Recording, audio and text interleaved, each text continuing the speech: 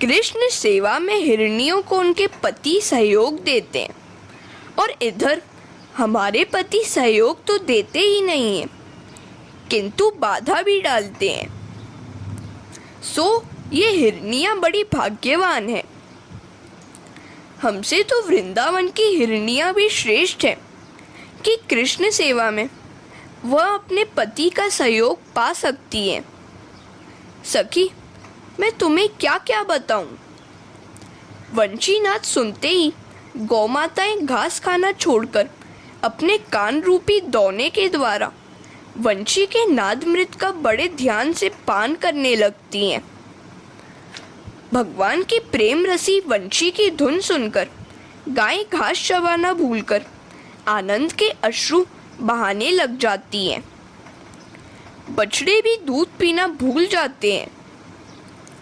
कन्हैया का बांसुरी वादन मनुष्य, पशु, पंछी, वृक्ष सभी शांति से सुनते हैं। वृंदावन की वन्य सृष्टि दिव्य है। जब कन्हैया बांसुरी बजाने लगता है तो पंछी भी शांत हो जाते हैं। कई ऋषि भी पक्षी का रूप लेकर वृंदावन की लीला निकुंज से नीचे नहीं उतरते। जलपान करने जाने से कृष्ण से विरह जो होगा। वृंदावन के पंछी सामान्य पंछी नहीं, पूर्व के मुनि हैं। अतः वे वृक्षों पर मौन रहकर भगवान की वंशी सुनकर आत्मा को आनंद देते हैं। धन्य है इन पंछियों को। यशोदा आकर कहने लगी, रोज रोज कहती हूँ, फिर भी कन्हैया जूता पहनता ही नहीं है। तो सखी कहती है, चिंता न करो, उसका एक मित्र उसके सिर पर छाता रखकर चलता है। यशोदा कहती है, कौन है वह? तो गोपियाँ कहती हैं, वह मेघराज कन्हैया का मित्र है। अतः जहाँ जहाँ कन्हैया जाता है वह छाया करता है। कन्हैया की लीला ही अनोखी है। ताप लगते ही झरझर वर्षा आ पहुँचती है। माता यशोदा कहती है, धरती पर नंगे पांव चलने में उसको कष्ट होता होगा। तो सखी कहती है, नहीं नहीं, गिरिराज कन्हैया के लिए माखन से कोमल हुए हैं। कन्हैया के चरण स्पर्श से गिरिराज की कठोरता चली जाती है। गिरिराज सर्वश्रेष्ठ हरिदास है, गायों को घास देता है। गिरिराज कन्हैया के साथ उसकी प्रिय गायों की भी सेवा करता है। अतः वह कन्हैया को प्रिय है। ठाकुर जी की सेवा करने वाला वैष्णव है, किंतु गायों की, गरीबों की सेवा करने वाला तो महावैष्णव है। परमात्मा के चरण स्पर्श से गिरिराज को रोमांच हो आता है। सो कहीं कहीं पर गड्ढे पड़ जाते हैं, किंतु इन्हें पाट देने का उपाय कन्हैया के पास है।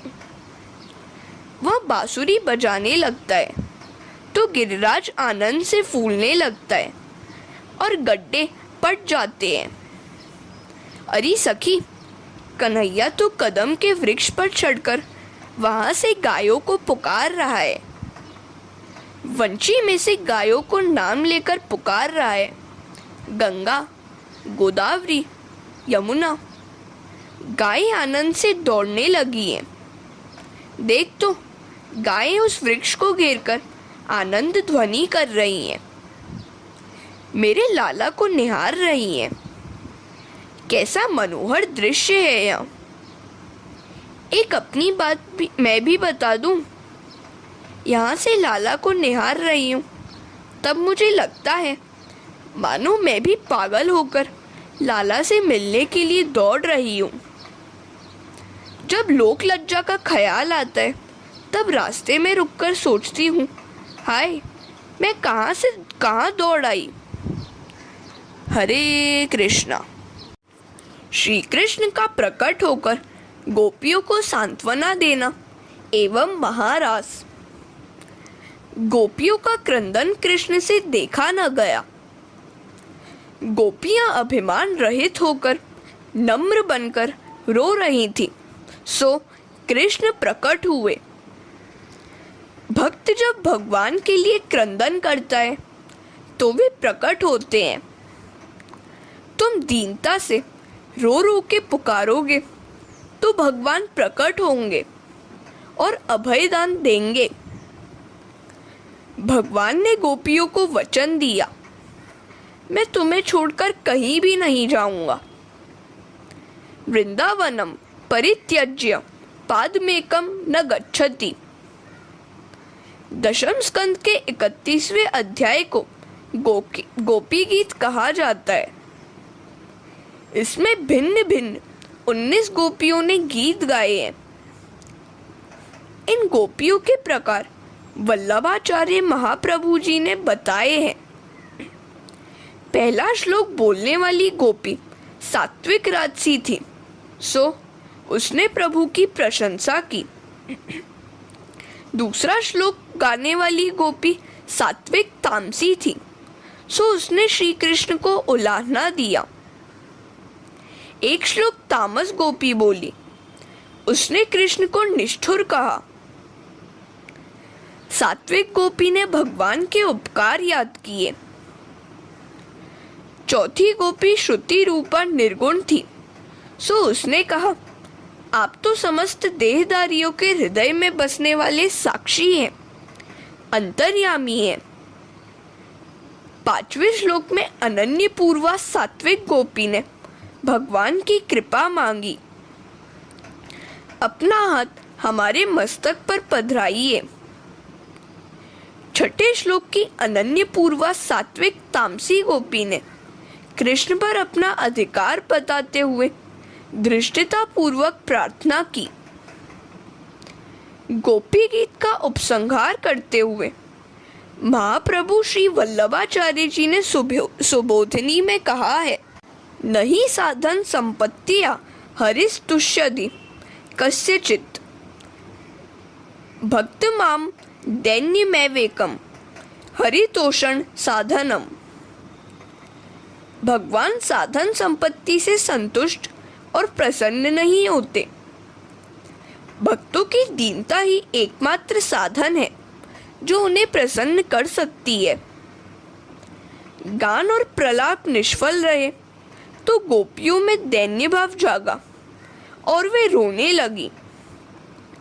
गोपी गीत सुनकर श्री कृष्ण प्रत्यक्ष उपस्थित हुए थे। सो वैष्णव लोग इस गोपी गीत का पाठ करते हैं, किंतु कुछ संप्रदायों के अनुसार भगवान का प्रत्यक्ष दर्शन होने पर गोपी गीत का गान निषिद्ध है। गोपी गीत विरह गीत है, मिलन गीत नहीं। गोपियों ने श्री कृष्ण को कपटी कहा था। हमें ऐसा नहीं कहना चाहिए। भगवान को दया नहीं आई और प्रकट न हुए तो भगवत विरह में प्राण छटपटाने लगे। लोकलाज का त्याग करके गोपियां रुदन करती हुई पुकारने लगी, हे गोविंद, हे दामोदर, हे माधव। परमात्मा पूरा प्रेम चाहते हैं। पागल बने बिना परमात्मा नहीं मिल पाते। कामांध काम के पीछे, लोभी धन के पीछे और भक्त भगवान के पीछे पागल बनता है। जब तक जीव संसार के जड़ पदार्थों के साथ प्रेम करता रहता है तब तक ईश्वर को दया नहीं आती। परमात्मा को प्रसन्न करने का साधन वही है कि जीव विरह व्याकुलता से भगवान के लिए एकांत में आंसू बहाता रहे। हरे कृष्णा। कृष्ण प्रकट हुए तो सबको आनंद हुआ। कुछ लोग प्रेम करने वाले से प्रेम करते हैं, कुछ प्रेम न करने वाले के साथ भी प्रेम करते हैं, और कुछ ऐसे भी हैं जो किसी से भी प्रेम नहीं करते। प्रेमदाता के साथ प्रेम करने वाला स्वार्थी है। बालक प्रेम न भी करे फिर भी माता पिता तो उससे प्रेम करते ही हैं। अवधूत कोटि के महात्मा संतत ब्रह्माकार वृत्ति रखते हैं, अतः वे ईश्वर के सिवाय अन्य किसी से भी प्रेम नहीं करते। गोपियों ने कृष्ण से पूछा, आप इन तीनों प्रकारों में से किए प्रकार के प्रेमी हो? जब गोपियों ने ऐसा पूछा कि किस प्रकार के प्रेमी हो, तो कृष्ण ने कहा, सखी, मैं तो इन सभी प्रकारों से परे हूँ। तुम्हारा प्रेम मैं जानता हूँ। मेरे वियोग से तुम्हें दुख तो हुआ, किंतु विशिष्ट योग का दान करने के लिए ही मैंने वियोग दिया था। संयोगावस्था की अपेक्षा विरहावस्था में प्रेम पात्र के साथ तादात्म्य अधिक होता है, सो वियोग को एक विशेष प्रकार का योग कहा गया है। इस योग का दान करने के लिए ही श्री कृष्ण अदृश्य हो गए थे और इस प्रकार गोपियों को अधिक निकट लाया गया। गोपियां ऐसी तल्लीन हो गईं कि विरह होने पर भी अंतरंग में उन्हें संयोग की अनुभूति हुई। इस वियोग में तुम्हारी अपेक्षा मुझे ही अधिक व्यथित होना पड़ा। तुम तो एक दूसरे को सांत्वना देती थी। व्याकुल ललिता को विशाखा सांत्वना देती थी, तो विशाखा को चंद्रावली, किंतु इधर मैं तो अकेला ही रोता रहता था। मुझे सांत्वना देने वाला तो कोई भी न था। सखी, तुम सब मेरी ही हो, किंतु तुम्हें अभिमान हो आया था। उस अभिमान को मिटाकर तुम्हारा मन अपने में केंद्रित करने के हेतु तुमको विराग्नि में मुझे जलाना पड़ा। मेरे प्रति कुभाव न रखो। देवों की आयु लेकर भी तुम्हारी सेवा करूं, तो भी मैं तुम्हारे प्रेम का ऋण चुका नहीं पाऊंगा। देवों की आयु तो ले ली, फिर भी प्रेम का ऋण न चुका पाऊं तो क्या? अब मैं तुम्हें छोड़कर कहीं भी न जाऊंगा। जीव मात्र गोपी है, वह विशुद्ध होकर नम्रता से प्रभु के पास जाए तो वे अवश्य दर्शन देंगे। मैं तो तुम सबका जन्म जन्मांतर का ऋणी हूँ। मैं तुम सबके ऋण से कभी उत्तीर्ण नहीं हो पाऊंगा। मेरी सखियों, तुमने मेरे लिए घर गृहस्थी की वे जंजीरें तोड़ डाली हैं, जिन्हें योगी जन भी आसानी से तोड़ नहीं पाते हैं।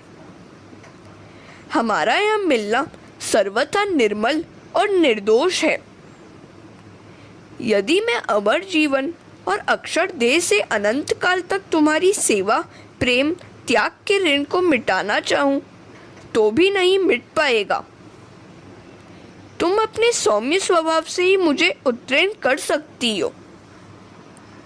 भगवान राम अवतार में हनुमान जी के ऋणी रहे और कृष्ण अवतार में गोपियों के।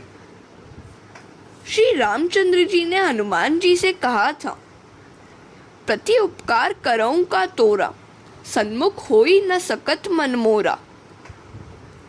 भगवान को अपना ऋणी बना लो। उनसे कुछ भी ना मांगोगे तो वे तुम्हारे ऋणी हो जाएंगे। श्री कृष्ण गोपियों के ऋणी हैं, तभी तो वृंदावन छोड़कर जा नहीं सकते हैं। वृंदावनम परित्यज्य पादमेकम न गच्छति। हरे कृष्णा। द्वारिका लीला में मर्यादा है और गोकुल लीला में प्रेम। श्री कृष्ण रस स्वरूप है। यह मिलन पांच भौतिक शरीर का नहीं था, क्योंकि वह तो वियोगाग्नि में जल गया था।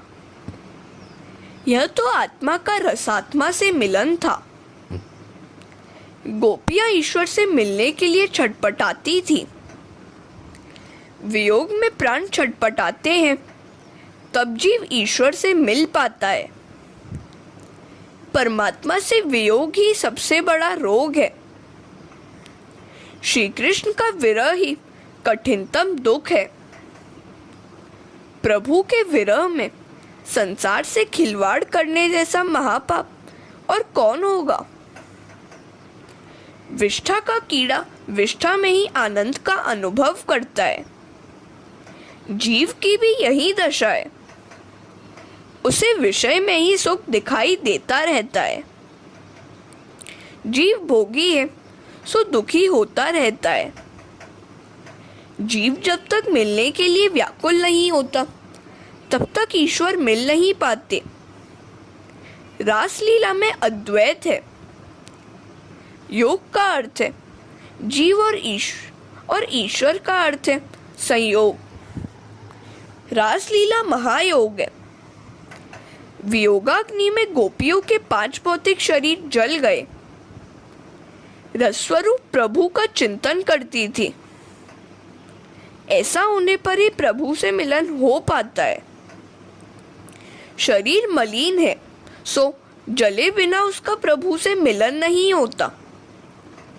सतत भजन करते रहने के कारण भक्तों का शरीर दिव्य बनता है और वे ईश्वर को प्राप्त कर सकते हैं। इस लीला में प्रेम है, मोह नहीं।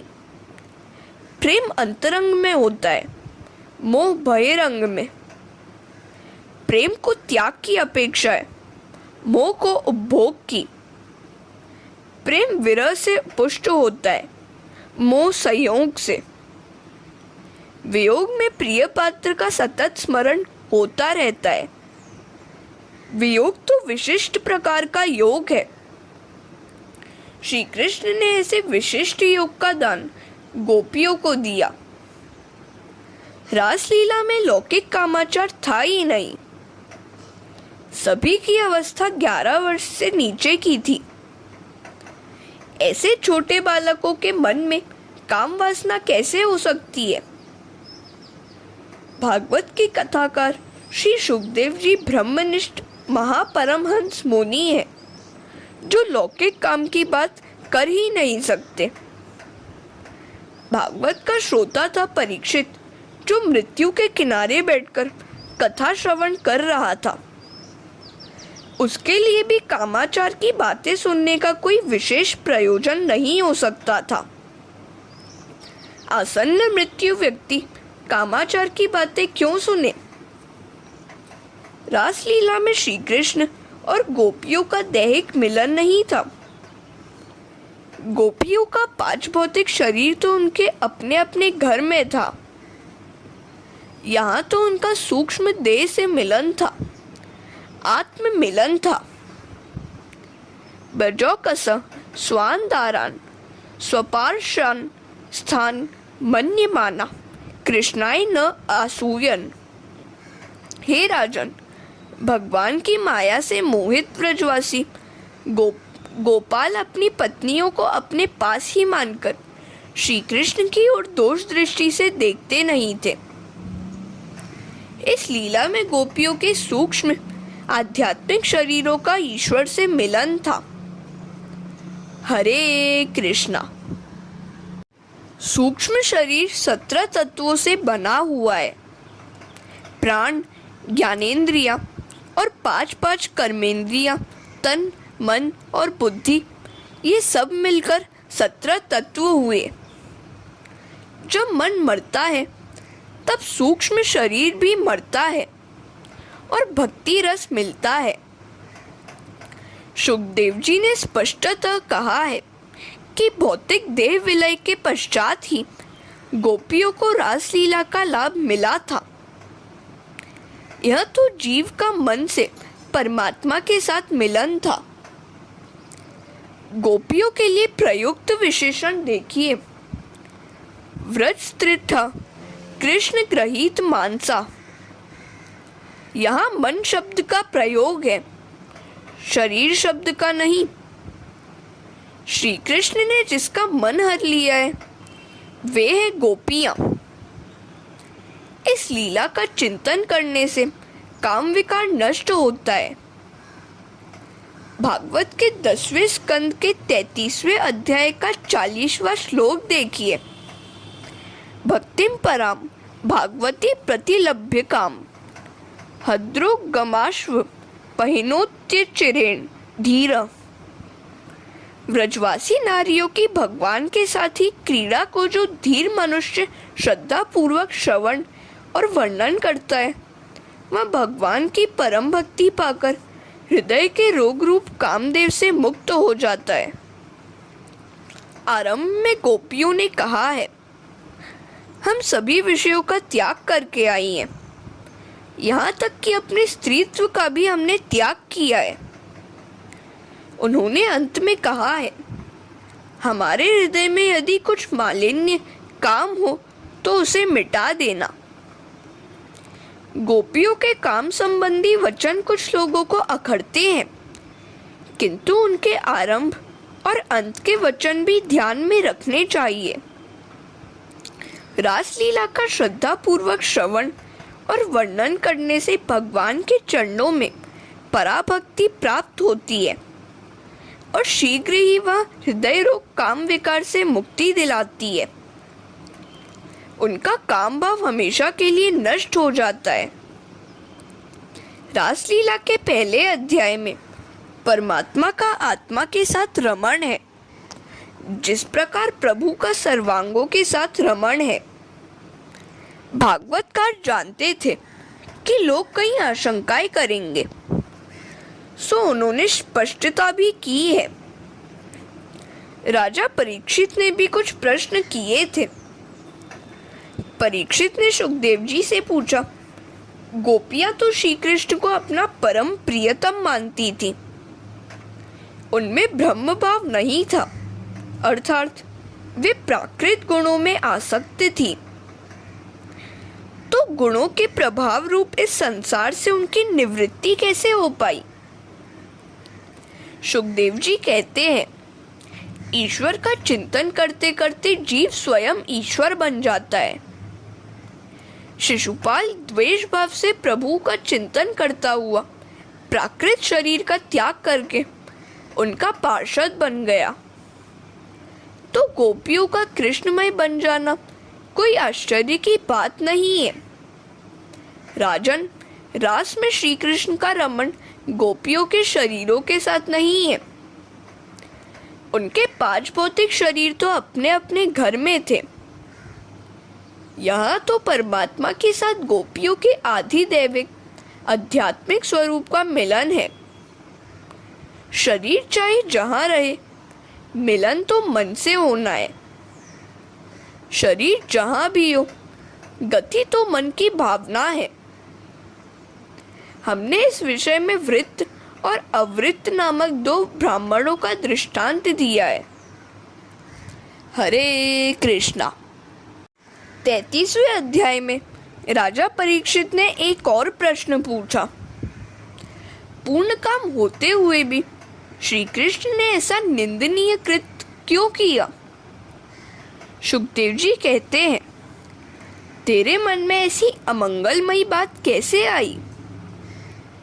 यह कोई स्त्री पुरुष का मिलन नहीं था, जीव और ईश्वर का मिलन था। यह रासलीला 6 मास तक चली थी। क्या 6 मास तक व्रजनारियां अपने घर से बाहर रह सकती थी? इसी बात से तो सिद्ध होता है कि यह तो जीव का प्रभु से मिलन था। परमात्मा का लीला अगम्य है। ब्रह्म का ब्रह्म के साथ विलास ही रास है। श्री कृष्ण तो गोपियों में ही नहीं, गोपियों के पति में और सभी देहधारियों में आत्मा रूप से विराजित है। वे तो ईश्वर हैं, सभी के साक्षी हैं और सभी के परम पति हैं। भगवान श्री कृष्ण आत्मा है, राधा जी आत्माकार वृत्ति है, गोपियां आत्माभिमुख वृत्तियां हैं। छोटा बालक निर्विकार भाव से दर्पण में दिखाई देते हुए अपने प्रतिबिंब से खेलता है। इसी प्रकार इस लीला में आत्मा का आत्मा के साथ रमण है। रमे रमेशो व्रज सुंदरी भिर्यार्मक स्वप्रतिबिंब विभ्रम।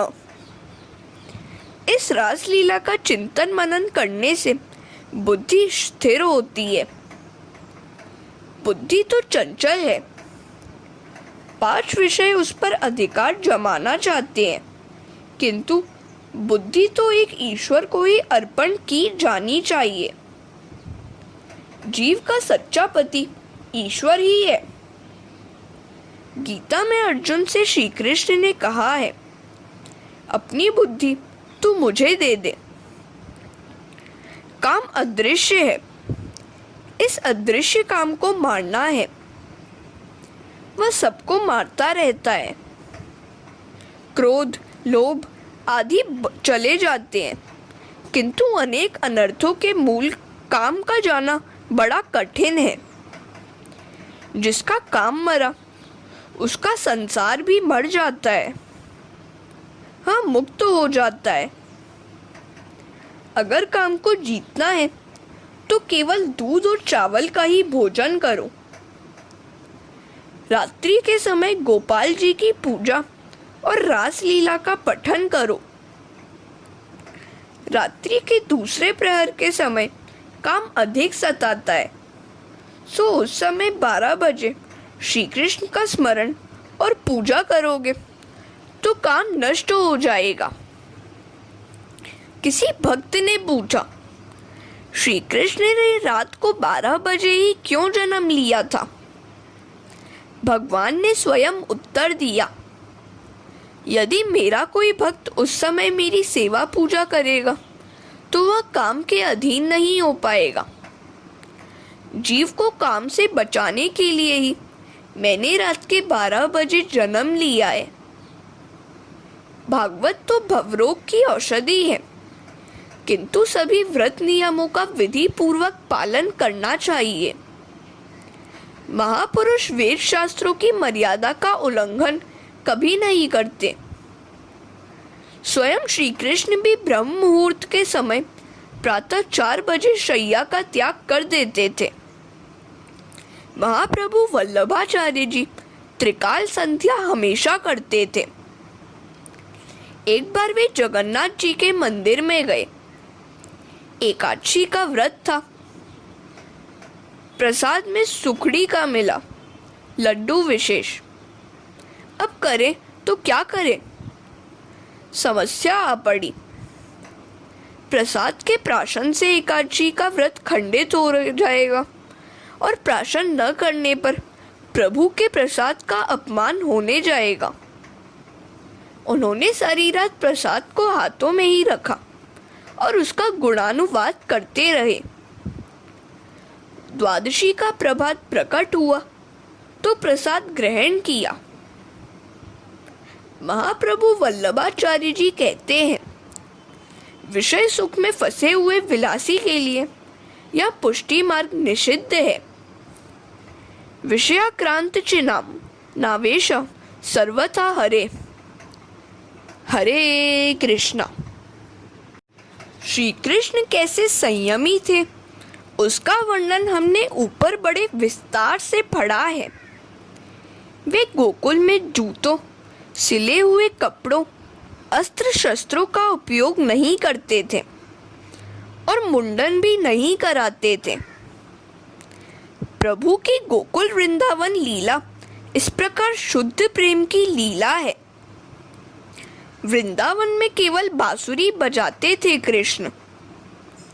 वह वंशी शुद्ध प्रेम की ही है। कुछ महात्मा केवल रास लीला तक की ही भागवत कथा सुनना चाहते हैं, क्योंकि इसके आगे तो मथुरा की राजलीला है, जिसमें युद्ध, वध, विवाह आदि की बातें हैं। मथुरा और द्वारिका में श्री कृष्ण मधुर बांसुरी नहीं बजाते, वे शंख फूंकते हैं। वेदों के मंत्र भोग परक होते हुए भी उनका तात्पर्य त्याग परक है। प्रभु के साथ तादात्म्य पाने से है। वेदांत अनुभव का विषय है, केवल वाणी विलास का नहीं। यदि जेब में से 5 रुपए का नोट गुम हो जाएगा तो परीक्षा हो जाएगी कि वेदांत के मंत्रों को तोते की भांति बोल लेने वाला वह वास्तव में वेदांती है भी या नहीं। 5 रुपए के नोट की कोई कीमत ही नहीं है, किंतु उस नोट के लिए अतिशय आसक्ति का होना बुरा है। वेदांतों के सिद्धांतों का अनुभव सरल नहीं है। गोपियों ने तो भक्ति का सरल मार्ग बतलाया है। लोगों को प्रेम लक्षणा भक्ति का मार्ग दिखाने के लिए ही कृष्णावतार है। प्रतिदिन रात्रि को इस रास लीला का चिंतन करो। बड़े बड़े महात्मा भी इस कामनाश के हेतु रात्रि को स्नान करके इस रास पंचाध्यायी का पाठ करते हैं। यह लीला चिंतनीय है, अनुकरणीय नहीं। इस लीला द्वारा ही भगवान ने काम का पराभव किया है। काम सबसे बड़ा हृदय रोग है। काम क्रोध को जन्म देता है। काम का विनाश होने पर कृष्ण निकट आ जाएंगे। रात्रि को सोने से पहले स्नान करो। गृहस्थ की शैया शुद्ध नहीं होती है।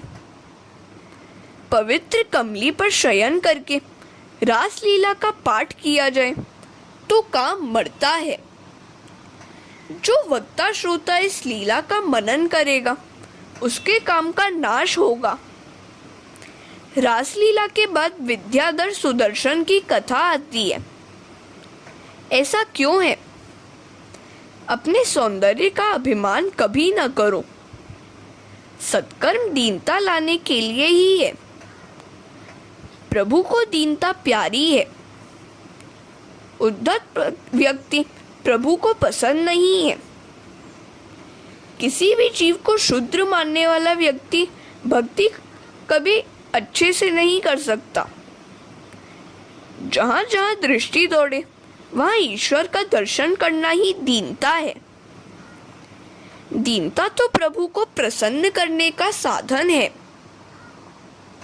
रावण की तपश्चर्या भी कुछ कम नहीं थी, किंतु उसमें भोग लालसा थी, दीनता नहीं। अपने को निरभिमानी बतलाने वाला भी सूक्ष्म रीति से अभिमानी ही है। हरे कृष्णा।